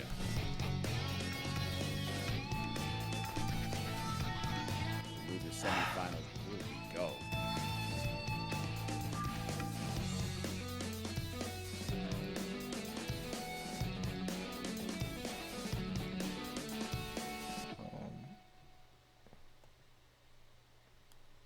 Might be letting the intros rock as both competitors are locking into their seats, getting focused up, getting prepared to duke it out. As we get deeper and deeper into this bracket, it's just a lot more on the line now. This is top 4. Who is going to advance in the losers final to meet Envy, and who is going to be going home early? Yeah, close of course. match finding his mark. Yeah, of course, later in the bracket, yeah, there's going to be more tense sets. Of course, all the best players of tonight is going to be meeting each other, and there's going to be a lot more strategy to be played here, a lot more thought process to be made, a lot more stress on the line. Backdashing out of the Gamma Blade, though. Kensei making a great decision on the defensive end, not opting to just hold down back, and holding down back for the YRC, however, to bait it. But Chip had burst, is going to spend it as a bit of a hero burst, and it's not going to be rewarded. JS meeting them in the sky. We saw Kensei against Sun in the Milia being so good with the air-to-air interactions, and it came in clutch there against the triple jump specialist in Chip's Enough. Whoa. What a wonky interaction. The Alpha Blade, however, going to enable a conversion. Go right into the Super Bacon now getting started here in this round. Not a lot of damage, but still a hard knockdown. Going to set up a very favorable situation. Kensei going to reversal on out of there with Ride the Lightning, but going to red RC after to just keep it safe.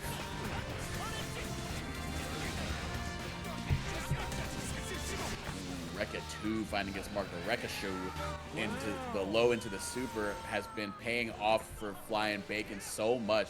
And look, if you play against Chip, you've seen it once, you've seen it 1,000 times. That is a tough ass to guard, and it's tough to keep flyinbacon from taking round 2 in game 1. Okay. Oh, what? Kai 6B, we talked about it. Yep. I believe, yeah, that's definitely going to be a button that's going to be thrown out here a lot. Well, not a lot, but definitely a decent amount. Oh, get the Kensei here. Keep on some offense here with the wild assault. Low risk, high reward option for Kai on defense to deter the jump from Chip, which he likes to do a lot, especially after those 2K touches and soft knockdowns that we're seeing right now in these very scrambly situations. And yes, you gotta Vapor Thrust on out of there to prevent him from looping pressure, especially when it's just mid-screen inching you into the corner. So good stuff there from Kensei, as that is going to enable them to take the first game in loser semi. Yeah, already off to a strong start, though. Of course, in their winners game, it was 3-0 for flyinbacon. So Kensei already up a game here. But we'll see if they're able to maintain this momentum, or if flyinbacon is going to be able to crank up the crack. Here we go, but the JS counter hit from the jump, the IAD back in the corner. Already tacking on some good damage here, and some more damages in tow. The H Fireball conversion after the Stun Dipper RC, and we're just going to spend DP. Honestly, like that, just keep the 50 burst gauge in the back while Chip only has so much life to handle. And yeah, you get rewarded for it. Additional resources going into the next round, as BBL Dizay is up the first round.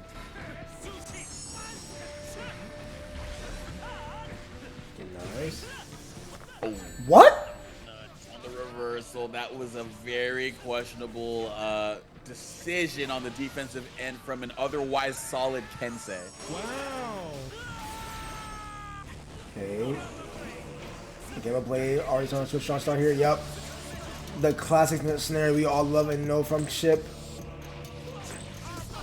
The reset. Nice block again on the same side high. Wow. Yeah, probably wanted to get super, but might have been locked into red RC and was locked into Shoryuken during the, or Shuriken, excuse me, with that RC cooldown. So unfortunate there, but still able to secure the round. Bacon evening up the round count in game 2. Okay. Ooh. Oh, Kensei should get a counter put 2K. Does not work out in the favor. Has to spend the burst, or opposite spend the burst, I mean. Oh, far slash from flyinbacon gets the counter. Oh, God. Kensei fighting back, retaliating. Oh, with punish the 2P! Flyinbacon confirming into super, breaking the wall, positive burst yet again. Here we go. It's getting a little bit scary for Kensei. Gonna use Deflect Shield to try to push Chip out, but nothing doing. Still staying in there and converting into a win in game 2. So try to get the pushback to get Chip away and try to get something started. But again, we saw it in an earlier set. I believe it was this set, or against Kensei, where it happened similarly, where Chip got pushed out by a Deflect Shield, but was still able to use his high mobility grounded options to just come right back in and continue their offense. Yeah, so I'm trying to recall like how exactly Bacon was. Well, I believe, if I remember correctly, Bacon, especially against other Kais, and it might have been similar against Kensei, like what enabled them to do so well is just being able to not even allow Kai the chance to set up the mid-range game or the fireball game, and just forcing them to play up close and then only playing around the vapor thrust. So Kensei has kind of played the game at that pace respectively, and just said, okay, if you're not going to let me sit back and play the space control game, I'll get aggressive as well and force you into a bind with my very powerful strike throw mix-up game. Okay, ooh. Oh, I was gonna go for the reset. Not too sure if I agree with that. That's probably the kill. Yeah, most likely. And yeah, you're going to pay for it now, because Kensei is going to convert into a Sonic the Hedgehog pose with the Fuja arc to secure the round. So might have been a little bit of a situation where flyinbacon shaking his head saying, you know what, I probably should have just ate what was on my plate. Yeah, could also be just a scenario where, you know, they've been doing resets the entire tournament, so it's probably just an autopilot muscle memory thing that they kind of just fell victim to at the very moment there. But nonetheless, that scenario is not going to phase flyinbacon, because they're able to now secure this kill and retaliate in their own fashion and taking round number 2. That was a quick, fast, and in a hurry response to the unfortunate circumstances that happened in the first round. But now an unfortunate situation is going to happen because you got sniped with Kai 6P, and now, oh, but good FDs to try to get on out of there, but nothing doing. You're going to get met in the air. Kensei's been so good with that JS, and now just going to run up, get the RC after the throw, Vapor Thrust on in there, and Kensei now threatening set point against flyinbacon, who put them into losers in the first place. Revenge might be on the menu here. Look, but I definitely know chat is eating right now with these amazing games that are being displayed, and it's only going to get better as we advance further into the bracket. As we're already in top 4, it's only going to get better, and we're seeing who is going to be in those later matches. It's looking like flyinbacon is trying to write the set count, right the ship in their favor to steer them into that later action.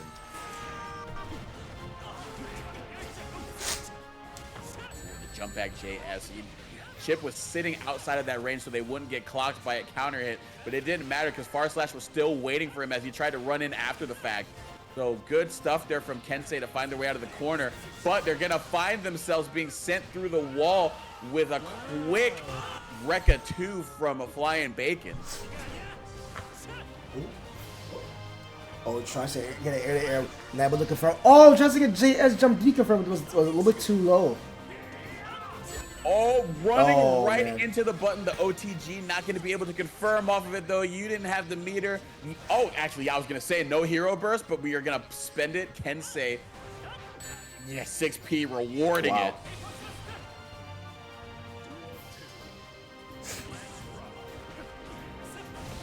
Okay, nice. Right there, right to the dome.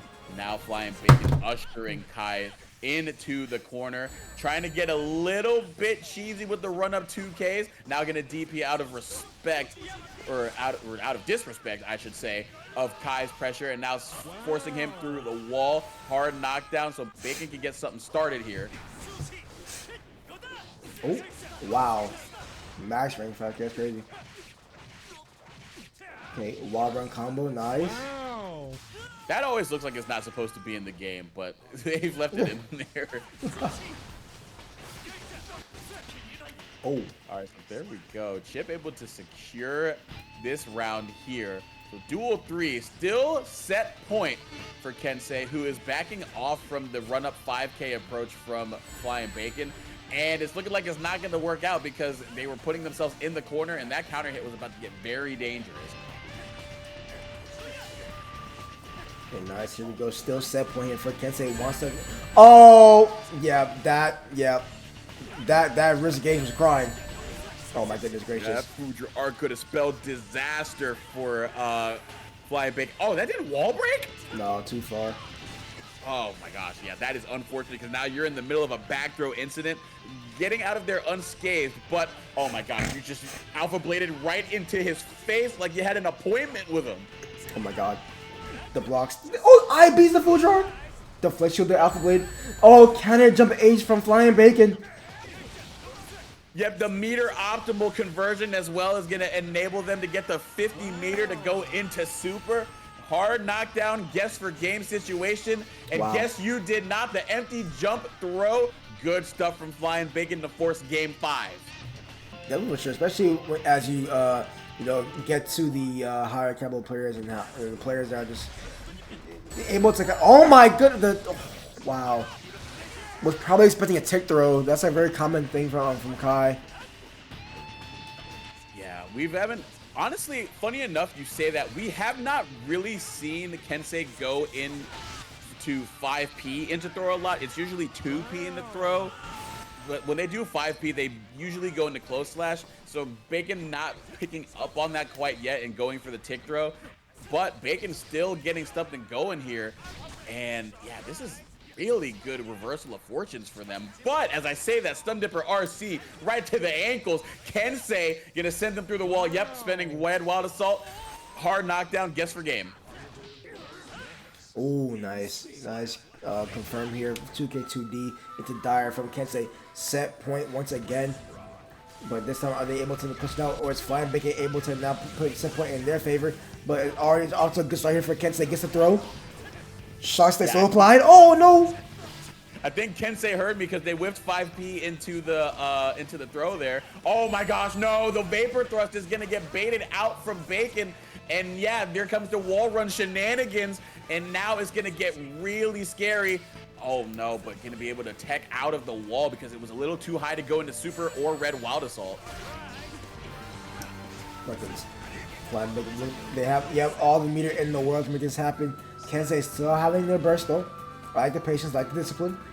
But now we are currently on last game, last round scenario here for Kensei versus Flying Bacon. Both of them sitting on healthy burst gauge as well. 6P Dire E-Clock gonna be what forces Chip into the corner, trying to jump on out of there, getting the J2K to get out of there. Usually that's been Kensei's forte, keeping Chip from jumping out, not being able to do so there. So Bacon is definitely rewarded in very much feeling good right now. Forcing Kai to burst as well, looking good. Oh, the movement options over fireballs, that's been a highlight for Bacon in the past 2 sets with versus Kai here. Oh my gosh, yeah, the anti-air 5P locking Kai into the corner, giving Kensei a taste of their own medicine.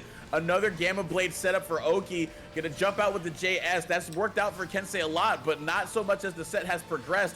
Oh! Far slash to convert. Oh, whoa! Oh my god! An extremely dangerous YRC. He gonna no! That's crazy.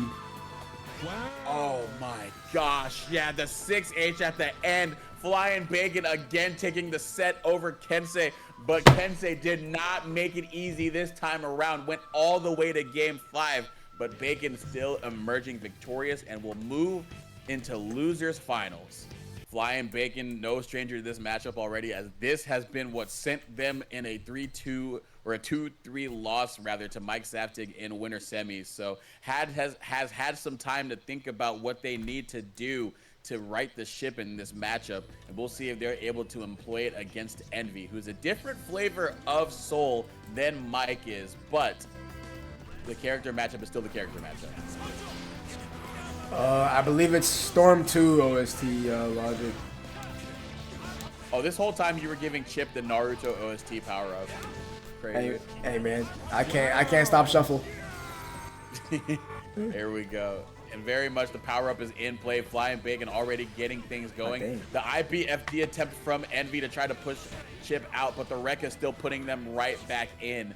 Oh, but Far Slash is still on the table for Soul, and they can make Chip pay.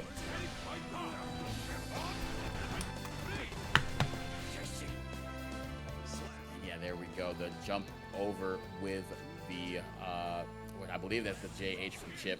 Right to the Dome of Soul. So Flying Bacon already on the board to get things started here, drawing first blood. But here comes Soul trying to even things out. Run up with the throw. The gun flame feint, but the nice DP to get out of there. Not respecting the fake stuff.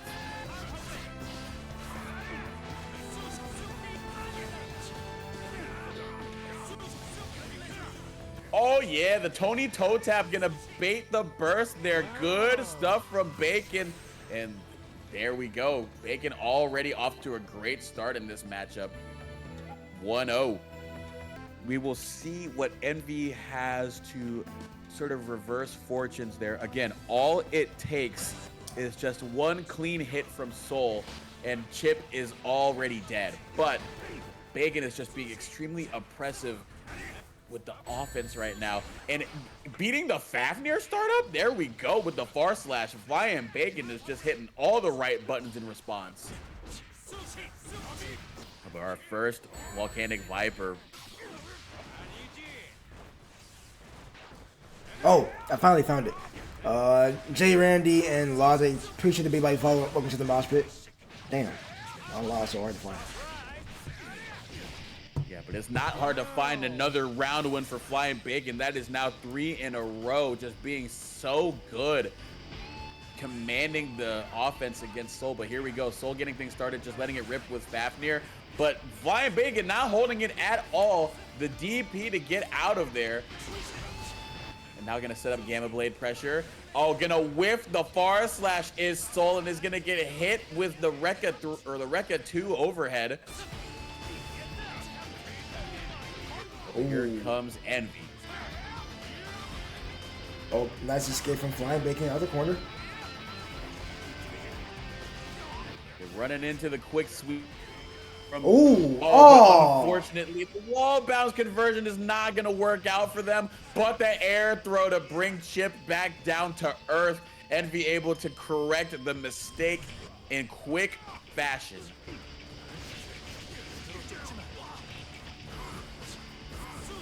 Here we go. Oh, yeah, the forward slash again finding his hit. Yeah, I think that's a really good burst from Bacon, the offensive burst. Oh, but nice block on the overhead from Envy. You are going to get so much damage out of this, plus the side switch. If only the Volcanic Viper did not whiff. So some very unfortunate mistakes with the combo conversions, but 6S is giving Chip or Soul another chance, but Chip is going ham. It's getting scrambly, blocking the other side, but the overhead's gonna find its mark.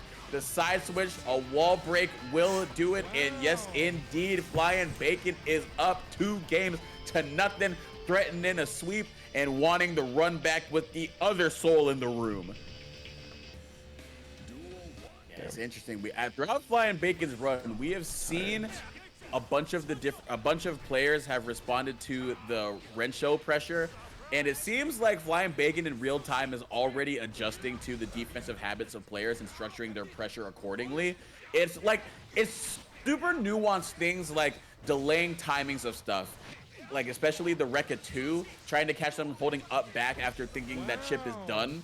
And then here we go, sending Envy through the stuff. But yeah, just little things like that Flying Bacon has done in response to the opponent's defensive habits has been really, really good, and they are paying off so much as Flying Bacon already threatening set point.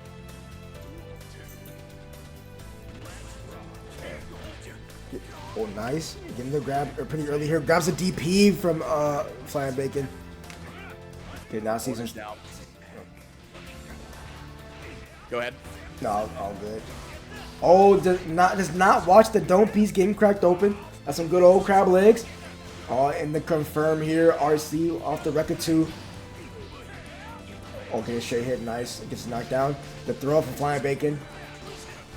Here we go, Gamma Blade pressure going crazy into the tap dust. Didn't have meter to convert off of it, but still gonna go into RC into 6H, and that is going to be enough to advance with another clean sweep on the part of Flying Bacon. Well adjusted now. You've seen it all. You've seen it a bunch of times over. But this is a strong breed of Soul on the left side of the screen. Mike Saftig on the left, Flying Bacon on the right. Grand finals, Tension Temple. Let's get it, folks. If you are in the chat and you are enjoying it, let me hear y'all. Let these competitors know how much you've been enjoying the action tonight, and let's get underway. / gonna land here early, and then we're just gonna do a real early DP. Both of them exchanging greetings with invincible reversals to get things started. Oh.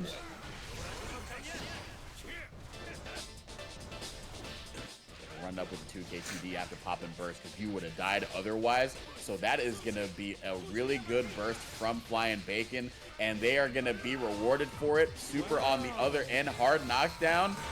Going for the safe jump? No, just going to go for the other side, but Mike blocking it very well, but actually hit a button there as Chip is going to come in spinning. Beyblade, let it rip, and let in the super rip. Is this going to be enough? It is not. Just enough health left.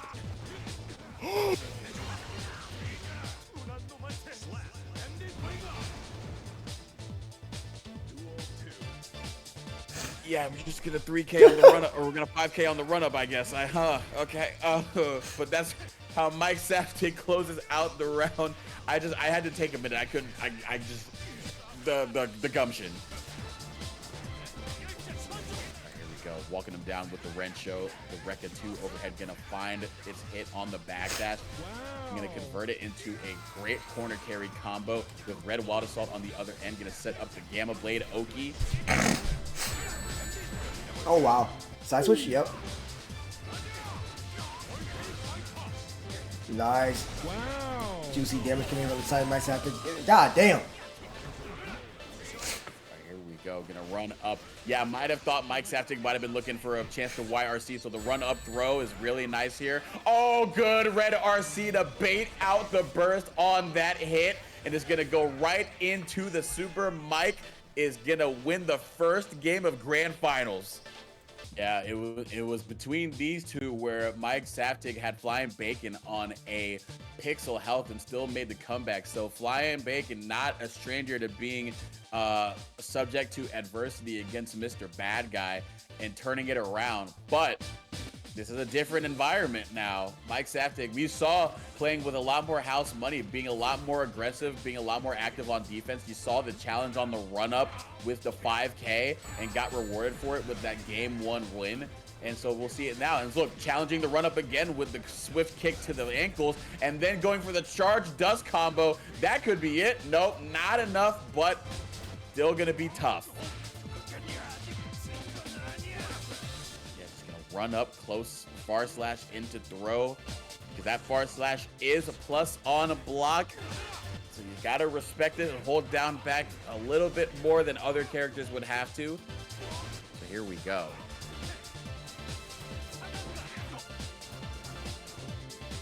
All right, now Flying Bacon using the J2K to get on out of there. DPRC, and then the Bandit Revolver, or Bandit Bringer, excuse me, coming down on the other end. We saw that for Mike Saftig in the previous set, be getting a lot of mileage out of that.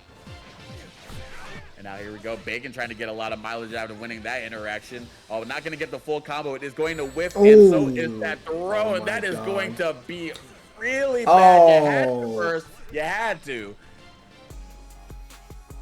Yeah, man of the people there, Mr. Mike Saftig, switching into the pink colors. Shouts out to Lil B, shouts out to Task Force. Oh yeah, but yeah, gonna get the run up throw there.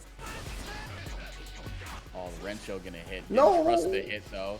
Understandable, however, but still gonna link into a red water salt situation, so nothing too bad for Flying Bacon. Here we go, baby. All right.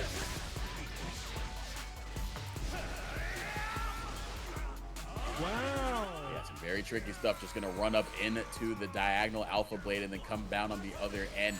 So Flying Bacon is getting things started in game 3 with a win. Still not biting on these close slash pressure resets because he's done close slash and far slash into throw so many times. Mike Saftig thinking maybe he'll crack now, but nothing doing.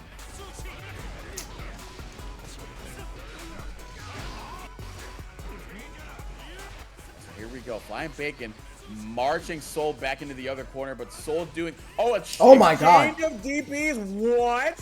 Why okay, it's like why did y'all DP at the same time? Why do a DP? What? The hive mind mentality very much at play here, and there's another DP, just one more for good measure, and that one gonna enable Mike's have to get out of the corner, but Flying Bacon gonna inch them right back into it. Oh wow! Burst on that with the Gamma Blade, couldn't punish the fast here with the whip. J2K into 2K, but not enough to convert into a game-winning combo, but just gonna run up with the 2K. Flying Bacon on the board. He's not out of it yet, folks.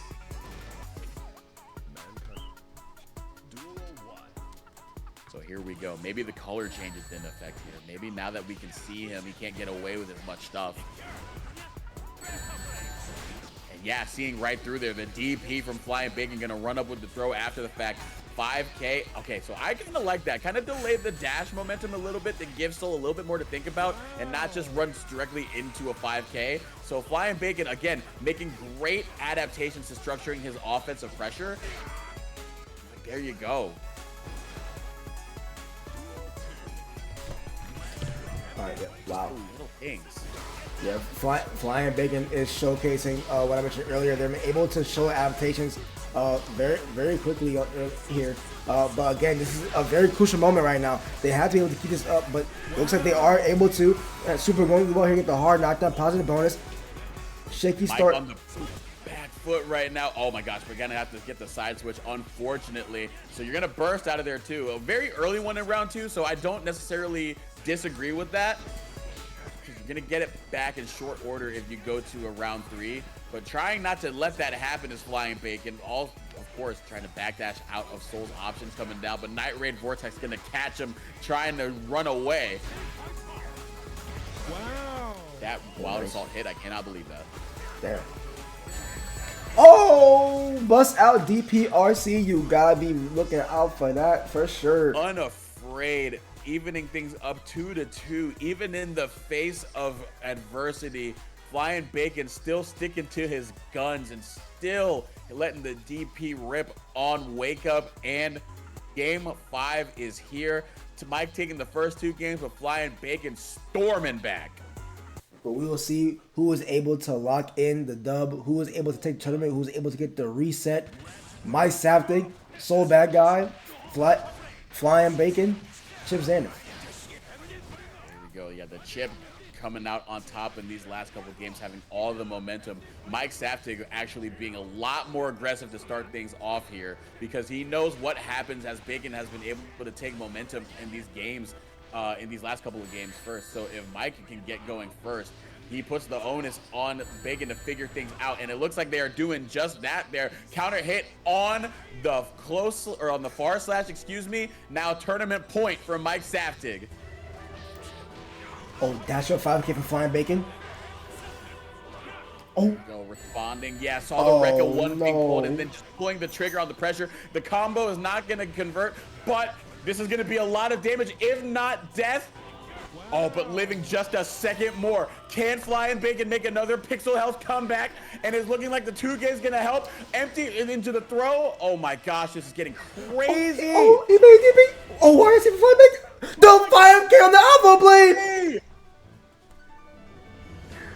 There's just no way. The 3-frame, the battle of the 3-framers, of course, is going to end with the Soul 5K interrupting the Alpha Blade on the other end. Mike Saftig is going to emerge victorious in this edition of Tension Temple. 3-2 over Flying Bacon. Oh my gosh, I cannot think of a more fitting way to end between those two. Man, of course, I wasn't even expecting low-key, like, bro, I was expecting another game 5, but, like, I honestly thought it was going to be, like Flying Bacon's going to have, like, this massive comeback, like, yeah, I took it this time, boy, get that reset, you know what I'm saying, but, man, unfortunately, and then my side just teed up harder, man, and then at the end, of course, you saw it, even when Flying Bacon was able to kind of get momentum back on their side, the 5K was their demise, catching the Alpha Blade. Unfortunate, and therefore Flying Bacon. With that being said, yeah, make sure, I believe it's MV, Flying Bacon, and myself, to make sure y'all join the HappyRio. There is going to be a payout as soon as the sponsor puts their money in the pot. I'm going to find one to raid, but Zoma, any quick plugs or anything you want to shout out? Amazing players, and thank you to the chat for showing up on your Saturday night. You can spend it anywhere, but you chose to spend it here on twitch.tv/ATLRiot for Tension Temple, and hopefully you can stay locked for tomorrow's Underground Skybound art. Please, I love Grand Blue. I would love to see y'all show out for that, and then Yoga Sanctuary on Monday. Yes, sir. Yes, sir. Of course, I know he just said it, but I'm gonna show it once again. Of course, the sign-up links for both of those is in the chat already. If you hit the respectful commands, as well as tomorrow 8 p.m. EST, 7 p.m. CST, 6 p.m. MST, and 5 p.m. PST is going to be our Grand Blue bracket. So we get no sign-ups this time, and Monday is our Street Fighter 6 bracket. So make sure y'all either sign up, tune in, or whatever y'all trying to do. Either one is respectful. Once again, shout out to Brook Adapters and Ent for hooking us up. Make sure y'all copy your own adapters and sticks if you are in that department. I'm gonna send y'all over to MJ.